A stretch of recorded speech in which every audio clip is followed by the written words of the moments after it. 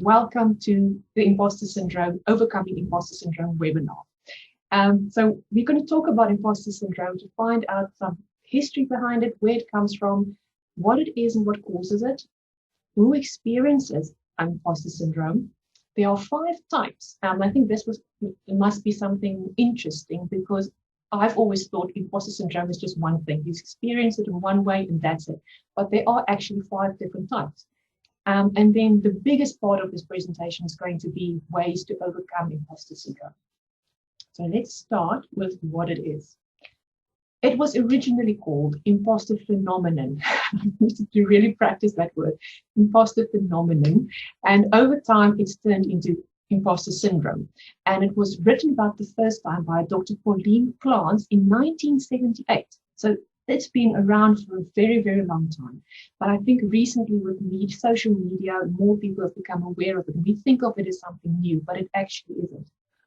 And it's a syndrome that flares up at times of change. So I think that's probably why over time people started to call it a syndrome, because it's like it's always there to a certain level. But when you're going through a job change, maybe in the process of applying for new jobs, or you're in a new career, new job, then you will probably feel these imposter syndrome feelings. You get a promotion, you go career change, like maybe a totally different industry. But I've also experienced it just when I do something challenging and something new for me. So like basically before I did this presentation, I've been struggling with imposter syndrome feelings for about a week in the run up to my talk about imposter syndrome, right? Because it's a challenging thing for me. I needed to learn new things and I just felt a little bit outside of my comfort zone, and I felt these imposter syndrome feelings. So it's not a time of change, it was something new. And imposter syndrome is the idea that our accomplishments came about not through genuine ability, but as a result of having been lucky. Now, this is taken directly from Dr. Pauline Clance's paper of 1978. Your accomplishments are not down to you. You think it's just luck. Right place, right time, nothing to do with me. If anyone else was in this specific situation, they would have achieved the success that I have achieved. You can also think of it as, it actually is, it's believing that you are not as competent as other people perceive you to be. So how you appear to the world is different to what you think you are. So they think you are fantastic at your job and you just can't see it. There's a disconnect. And Dr. Clance also described female high achievers in this paper of 1978, where she said, despite their objective successes, they failed to internalize their accomplishments and have persistent self-doubt and fear of being exposed as a fraud or imposter. So this is more like an in-depth definition, I would say, but she refers to female high achievers because she wrote her paper about her colleagues in the university who were experts in the field. They were professors, they had tenure, they are so good at their jobs, and still they couldn't accept that they were successful. Objectively, everyone looked at them, you were successful, they couldn't internalize those accomplishments. And because she wrote about female high achievers, over time people have thought, well, imposter syndrome is just for females and or just high achievers. But further studies in 2019, where they studied 14,000 people from various backgrounds, it revealed 70% of all people, male and female, experience this at some point of their life. So it's not females, it's not high achievers, they are as well, but it's not limited to them. Anybody. And if you think in your company, on the floor that you are sitting, your building, the floor of the office building, how many people that you look around every day could be feeling like an imposter? If 70% of people experience this, it's very likely the person that you might be intimidated by is feeling this as well. And you look up to them and you think, oh, I'll never be able to do that. It's likely that they feel the same way, right? And imposter syndrome, it even impacts the people that you think it will never ever affect. So people like Jodie Foster. She's been quoted as having said, winning the Oscar was the same way when I walked into the campus at Yale. I thought everybody would find out and they'd take the Oscar back. They'd come to my house, knocking on the door.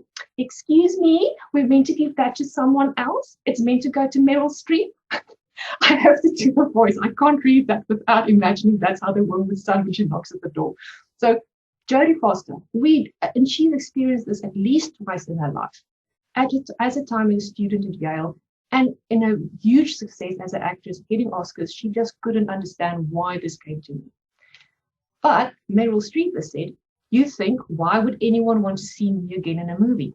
And I don't know how to act anyway, so why am I doing this? Right? Meryl Streep, Jodie Foster thinks Meryl Streep is her icon of she deserves it. Meryl can't see it in herself. And it's not just the woman. Ryan Reynolds said, I went to a lot of events this year because of Deadpool. So you get into the tux and try and look like a grown-up. But to be honest, I still feel like a freckled-faced kid, faking it until I make it. And the thing with imposter syndrome, if you look at these celebrities, it can be managed because none of these people, after their first Oscar or after Deadpool, stopped making movies. They might have continued to feel like an imposter every time, but you can overcome it, and it doesn't need to hold you back from having success. It's not a nice feeling, and there's fear involved and there's self-doubt involved, but you can, I won't say learn to live with it, but minimize its effects so that you can still be successful and continue to have success. So here are some examples of what someone might think, and you can also maybe hear this in your colleagues or superiors or juniors in the office. I'm a big, I won't say fan, but I do want people to understand that if you're the 4 or 5 of you on this call, you might have someone in your life that feels like an imposter. And now that you're going to listen to this talk and you're going to get some suggestions of how to overcome it, share that with other people and keep an ear out for people who feel the same way. You're going to hear some statements, and if you pick it up in other people, help them out and tell them, you know what, I suffer with this as well. This is how I cope with it. So some of those things to listen out for in others and in yourself would be, they think I can do it, but can I really? Someone says, I think you're up to for the promotion. I think you should do this presentation tomorrow. Everyone can see it that you're capable, but you say, oh, can I really? I don't know if I can. It was just luck. So this is part of the paper from Dr. Klantz, but it can also just be, I don't deserve this. That was just the right place at the right time. No one else applied for the job. That's probably why I got it. It's that kind of thing. If they ever find out how hard I work at this, they'll know I'm a fake. This is, I think, a big one, and a lot of people feel that I put in so much effort, so much hard work, and then I achieve success. And that's not supposed to be like that.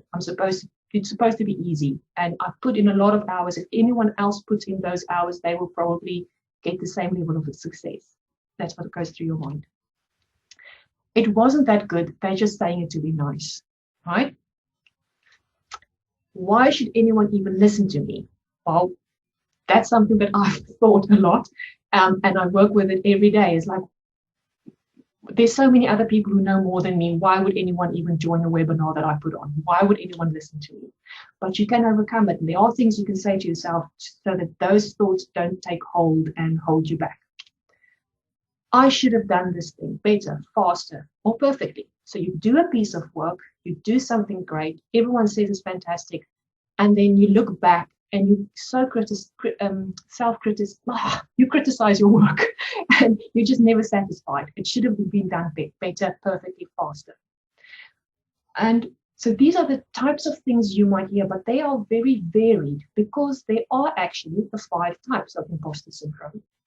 So one thing might resonate with you and something else totally not. And that's because these 5 types were identified by Dr. Valerie Young in 2004. So that, like I said, the whole idea of imposter syndrome has moved on since 1978. Dr.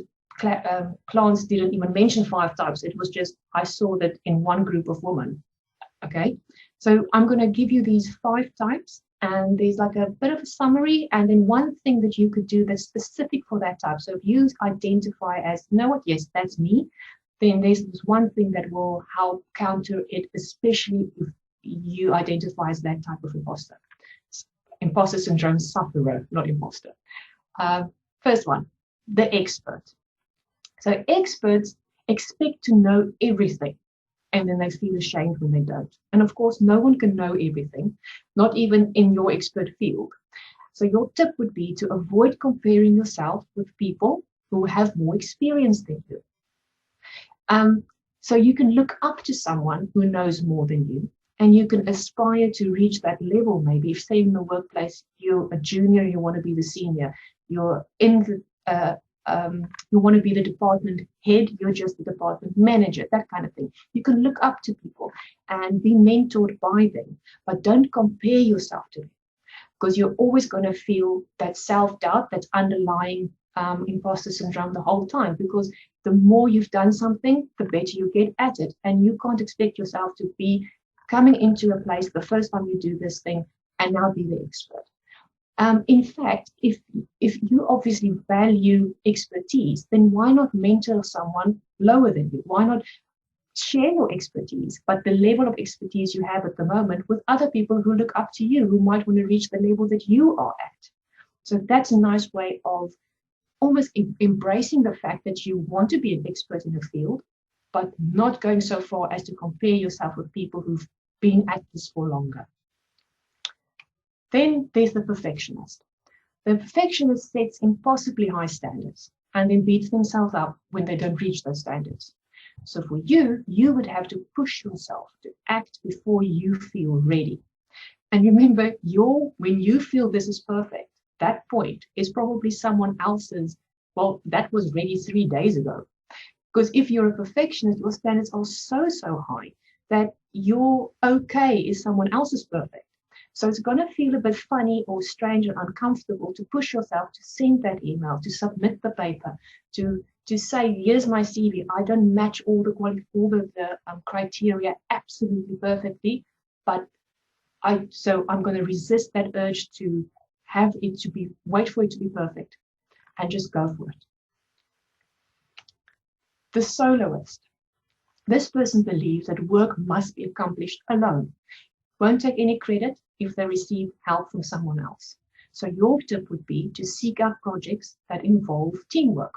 So this could be an example, say you're asked to write the client alert that's going to go out about the new building regulations or the new case law or new law that's a new law basically.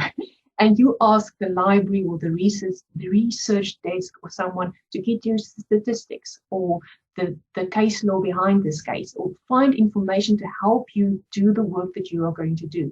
And then when people say, well, this is a fantastic piece of work, this article is great, we've got so many likes on LinkedIn, it's amazing, thank you for your great job, the soloist will say, well, I had nothing to do with it. It wasn't me, because I got help from the library or the research desk. So for you, you would need to work more with other people so that you can see that all the different parts, you can each take credit for the part that you played. And just because there are more than one part to this successful outcome doesn't diminish the fact that the outcome was great. The superwoman or the superman, they feel that they should be able to excel at everything. So this is a bit different than the expert, because the expert feels in their field. I know this stuff, so I should know everything about this. The superwoman, superman would say, no matter what you give me, even if it's new to me, this is the first time I've seen it, I expect myself to be an expert in it, to immediately know everything there is about this. There's no learning curve for someone like me. I know everything every time. So, of course, you are going to make mistakes. And the superwoman, superman will then immediately feel like a failure, and imposter syndrome will set in, because they say, I'm supposed to know everything, now I make a mistake. So accept that mistakes are just learning opportunities. You've got to reframe the idea of a mistake, and it's okay to make a mistake. The natural genius, well, they believe that putting in any effort means that they don't have natural talent and they shouldn't receive any credit for anything. So they would look at a TED Talk speaker and say, well, that person probably rolled out of bed this morning, walked on stage and did their talk. That's what I perceive as worthy of praise. And if they, the natural genius type person would say, well, I don't need to put in, if I have to study, if I have to prepare the slides, if I have to practice, it doesn't warrant getting any praise. And that's not the case. Everyone needs to put in the work. Natural talent is only part of it. The rest is the hard work. If you look at these actors, Meryl Streep, Ryan Reynolds, they just don't show up and be in a movie. You put in the work. They make it look easy. They make it look natural because they worked at it. So these are the 5 types. And you might say, well, I'm a bit of this. I kind of can see where I could be like this, but I'm not sure really where I fit into this, because how would I know what the tips are for me if I'm a bit of everything? Well, I thought about that. And you can go, I'm going to share this with you now. It's a website. It's an infographic on the website called Resumeio. So I am going to, I think I need to stop sharing and find a new one for you. Here it is. Okay. So hopefully you can see this. And John, you will tell me if you can't. This is the website. You go there and it talks about the 5 imposter types. But if you scroll down, this is what I want to show you. So you go to this and you say, do you worry that you will be found out? Yes or no? And depending on your yeses or nos, you will get to the result to show you what type you are. And then further down, they give you 3 ways to deal with your specific type. So I pulled out 1 in my talk, but there are 3. And then you can definitely pinpoint exactly what you need to overcome your type of imposter syndrome. And we will share this link in an email afterwards. It's extremely useful. And you can, by the way, also understand that I am not the type, I'm not the soloist. My style of, my style of imposter syndrome is good. I'm okay with sharing information and giving credit to other people. It doesn't diminish my presentation. So but the rest of my presentation is going to be all about the 2 things that are at the core and the root of imposter syndrome. And this is tips for everyone. So even if you don't do that, go to the infographic, just do what I'm telling you from this point forward, and you'll still make an impact on how you can deal with your imposter syndrome feelings. And it builds on Dr. Klantz's definition that, well, despite their objective successes, the people fail to internalize their accomplishments and have a persistent self-doubt and fear of being exposed as a fraud or imposter. So what we need to do is we switch it around. We change the self-doubt to self-confidence, and we change the fear into something different. And in our case, excitement. So you stop linking a job well done, a compliment, promotion, the new job title, all of those things. Instead of feeling fear when those things happen, you feel excitement. And we do it by you celebrate your successes. It's as easy, it sounds easy, but we will forget this. If you've got imposter syndrome, you're going to not want to celebrate the successes. But I'm encouraging you to do that, to go out to dinner when you win the client, to buy a pair of shoes that you can always look at that will remind you the day you got the promotion. Anything to help you celebrate your successes. Just phone your mom and tell her about it. And another thing is something like Facebook and Instagram, where on Instagram it's only the photos, but on Facebook you can do the post or a photo. And a year from now, that memory will come back and remind you of that success. So from this point forward, go and post about the things you want to celebrate, the good stuff that's happened to you in your career. And don't worry what other people think. Don't worry that they are going to think I'm just showing off, I'm bragging. It's got nothing to do with them. You are doing this because you are overcoming the fear linked to your imposter syndrome. So you do what you need to do. And those memories are going to come back every year on the same date. And you're just going to be reminded of how awesome you are and all the fantastic stuff you've achieved in your life. And you'll stop linking fear to those successes. And say thank you, but leave it at that. Don't make excuses. So if you're the soloist person, someone says, good job, and your first response is, yes, thank you, but this and this and this person helped me such a great deal. I had nothing to do with it. Or yes, but it could have been better. No, just say thank you, smile, and take it. That's it. Stop there. Otherwise, you are just reinforcing that fear factor.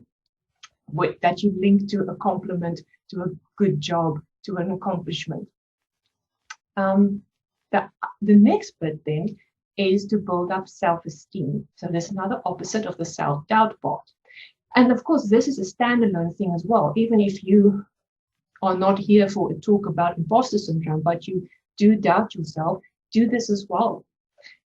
And a very, very nice exercise is to ask 5 people. There should be a mix from your work, your friends, and your family. So even though we're talking about imposter syndrome in the work environment, you are more than your job, right? And people know you outside of work. So you go to 5 people and you ask them to tell you what word or phrase describes me best. What do you think is my greatest achievement? What do you value most about me? And what do you believe to be my greatest strength? So now you can see this is an amazing exercise because there's a disconnect, remember, between how you're showing up to the world, how they see you, and how you think you are. Now, this exercise will give you 20 words or phrases that will remind you of how other people see you, how they value you, what strengths are showing up. You might think, oh, I don't have any strengths, but these people, 5 people are going to tell you, yes, this is your strength. This is a super, super powerful way of building your self-esteem. And then you take this list and you collate it into a document or whatever you want to do with it, but you keep them all together and you look at it as often as you can. I sometimes just this kind of thing, you fold it up as a piece of paper and you use it as a bookmark, right? Put it in a drawer, and every time you open that drawer, you'll see your list. Or just have it somewhere, when those feelings of, I'm not good enough for this, can I really do this? If that doubt sets in, you go back to your list. One step further would be to create random recurring alarms on your phone for 2 or 3 of these at a time. So what you do is you say on a Monday but I would say, if I say random, I mean not on the hour, the 15, the half past minutes, just 8 minutes past, 11. You have an alarm that says, honest and bakes the best muffins. Those are 2 things that some of the people in your list of 20 told you. On Tuesday, you have an alarm that goes off at 8 minutes past 9 in the evening. And it says something else. You're funny and honest. Anything like that. All of these 20 terms will pop up during the week or every day of the week at a certain time. And it's got to be a random time so you don't expect it and you will not get used to it. I promise you, by next week, Monday, you'd forgotten what the alarm time was for the Monday one. And it will kind of, oh, what's going on with my phone? Is someone sending me a message? No, it's just a reminder that I'm really kind and people think I bake the best muffins. So it prompts you to just remember. And remember, this is things that other people see in you. You didn't think this up. The whole point is to remind you of how you come across to others. The other thing you can do is to keep a self-esteem journal. Now, if some of you might be signed up to my free field-supported email course, and this journal appears, I think it's on day 3, but I'll send it to everyone as a standalone document at the end. And the idea of this journal is, or journaling as a rule, is just reflect on your day and you write about your feelings. Now, if the purpose of the journal is to build your self-esteem, I think it will be difficult to start writing, yes, I'm so fantastic at this, and look at how wonderful I did that thing. If the whole purpose of the journal is to get you to start noticing, how are you going to write it if you can't see it? So the journal has prompts, and I'm again going to share my screen to show you how it looks.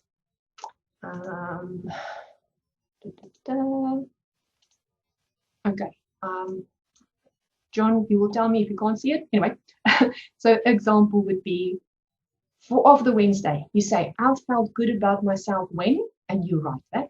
I was proud of someone else, and I forgive myself for this one thing. And so every day of the week, there's 3 little prompts.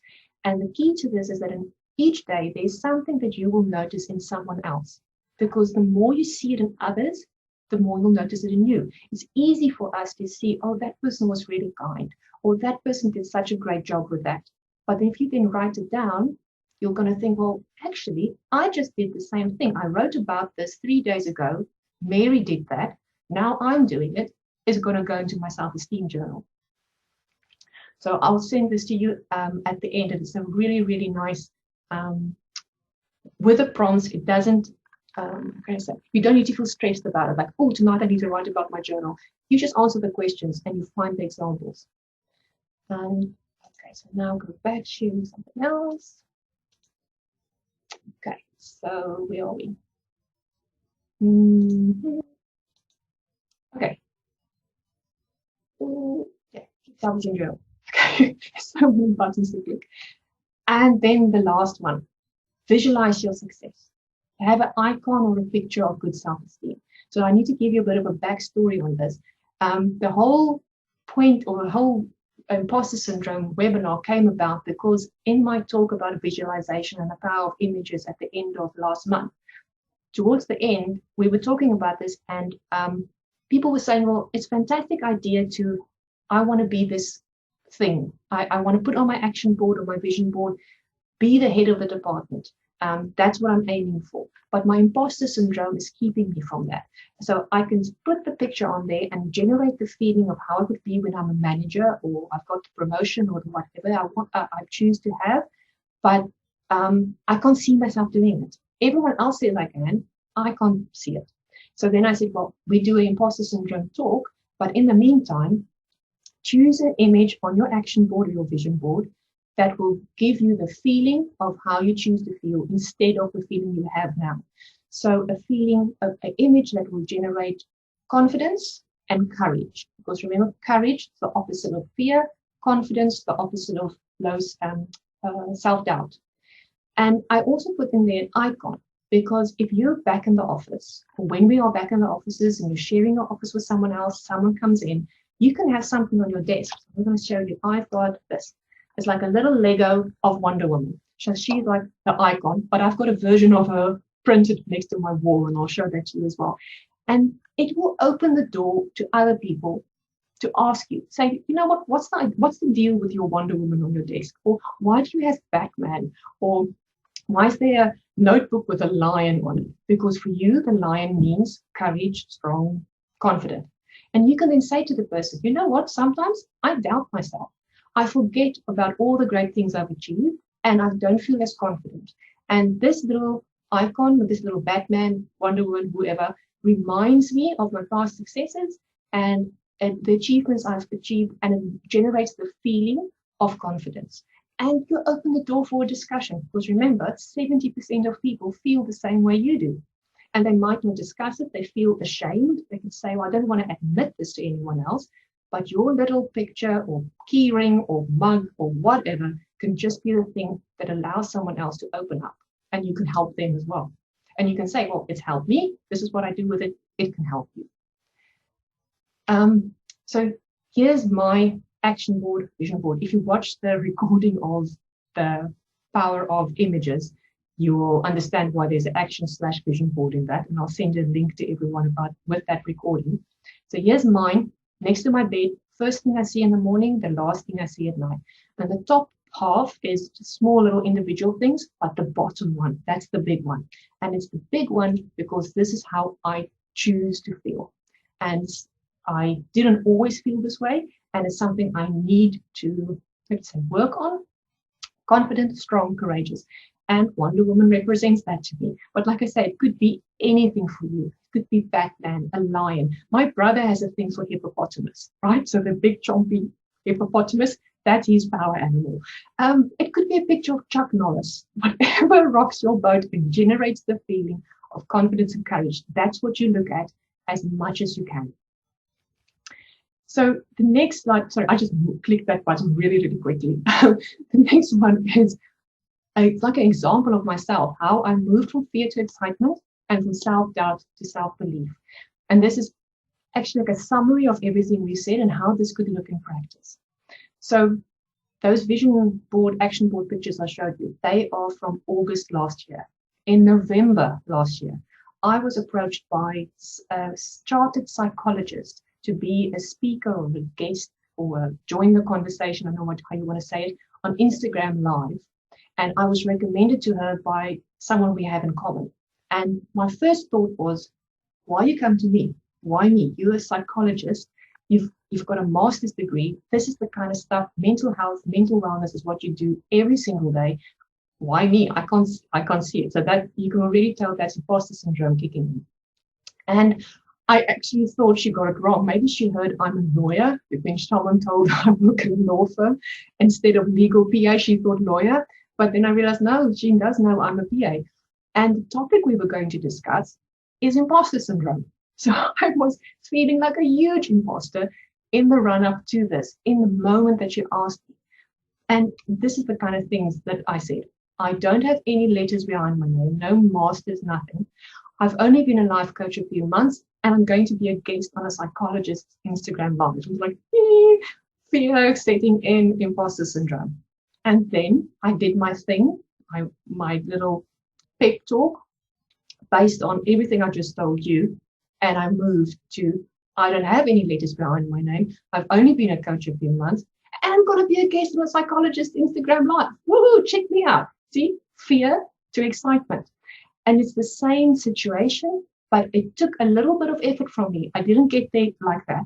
And the imposter syndrome feelings do come back. And like I said, I had this before this talk. This imposter syndrome, I think, is very close to my heart. So it kind of triggers all these imposter feelings.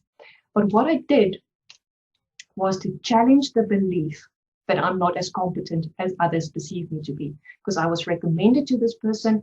She looked into me and she still chose to ask me to talk about this. There must be something I know that she doesn't. There's lots of stuff that I had to say to myself to make me think, okay, I'm going to go with this. But you challenge the belief, because remember, it's only you that believe that. It's only you that believe you can't do it. The whole idea of imposter syndrome is that everyone sees you as brilliant and you just can't. So if you don't believe it, it's only you that don't believe it. And that means you can overcome it by challenging those thoughts. So how do I challenge it? I look for the proof of how far I've come. Look, you do the same. You go to LinkedIn, go in your career history, the first job you have. You think, oh my goodness, I remember being so scared of blah, blah, blah. Or I remember the first time I had to send a fax. Anyone remember those days? And I was petrified of faxes. Now they don't even exist anymore. Look how far you've come. So your LinkedIn is a great way of doing that. And even if you have the same job title all through your career, you've had different challenges at every step. And so that's a great way of reminding yourself that you are as great as people think you are, or see you to be. You look at your list of 20, that 4 questions, 5 people. If it's on your phone or in your desk, wherever it is, that list was made for you to remind yourself that you are as fantastic as people see you to be. And you can revisit that list, maybe 6 months down the line, ask the same people or ask new people to just tell you those 4 answers again, because you've moved on in life. Things happen, you change, you evolve, and you keep updating that list and you go back to it as proof that will challenge the belief that you are not as competent as others perceive you to be. The other thing you can do, which I did and which you should do to overcome this, is to feel those feelings of courage and confidence. And I said in brackets, and strength, success, pride, whatever else it is that you need. But for imposter syndrome, it's the courage, so bravery, opposite of fear, and confidence, the opposite of self-doubt. And you feel the feeling first. You might not feel it in the moment, but you look at your icon or your picture, your mug, your keyring, your fridge magnet with this image that generates the feelings. And you say, oh, I am that. I can be that. I've been that before. I tap into that. And that's why Wonder Woman is on my desk, because I keep glancing down to her every time I'm talking, right? It works. And you celebrate and you look back at your achievements. So at the end of this presentation, I want to remind myself that I did it. I pushed through. I can celebrate in a little way. I'll probably, I don't know, John, you're on the call. Maybe we get a takeaway tonight. We celebrate. I'll put something on LinkedIn. And you do what you need to do to link excitement to the accomplishment instead of fear. I'm